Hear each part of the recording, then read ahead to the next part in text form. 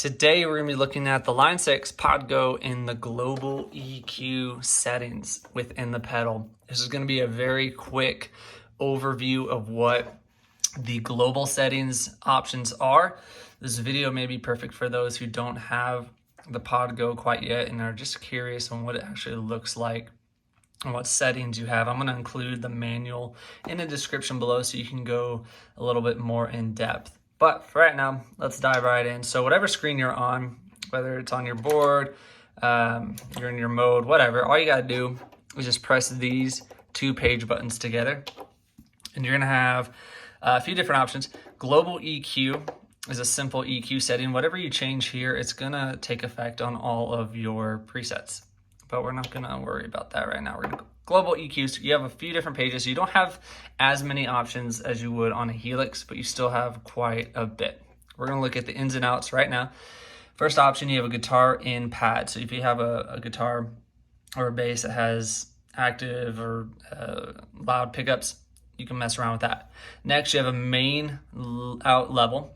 You can do instrument, line, amp, out, source. You can do a pre-cab, IR, or a main out. And then secondly, or next, you have FX loop level, instrument, or line. Return type, you have return or auxiliary in. The next page, you have USB trim, and you can set the dB level up. This was new to me, but what this option does is it sets the level of your incoming audio. So if you want to play along with YouTube or Spotify or DAW, you can, and you can adjust the volume there. So let's go to preferences.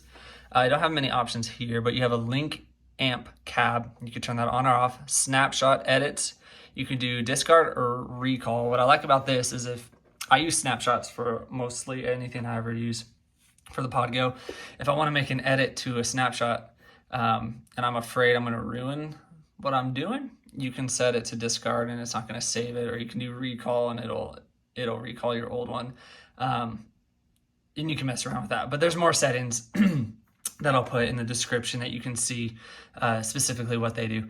You can do the tempo pitch. You can change it from authentic to transparent. I leave mine on transparent because with delay pedals, if you change like time signatures or you try to tap in a new BPM while you're using it, you're gonna have weird artifacts. I like to keep mine on transparent so I don't hear those artifacts. Just play around with it. You'll definitely hear what I'm talking about. Next, we're gonna go switches and pedals. You have a stomp, block, select. You can turn that on or off. The FS auto assign, on and off. Stomp mode, you can change from 4 to 6, which is really awesome. On the Helix, I believe you can do the same thing, and that gives you more options to play around with. Snapshot mode, you could do auto return, manual, or toggle. You could do the up, down switches. I leave mine on preset. You can do snapshot or banks. I like presets because I do song specific presets. Next page is expression 2. All this is going to be your expression pedal stuff. So if you have like a secondary expression or you're going to use the expression pedals here, you got a lot of options. I'm not going to go in depth. I don't use these, so I don't know a whole lot about them, but I'll put the manual in the description below so you can look into that.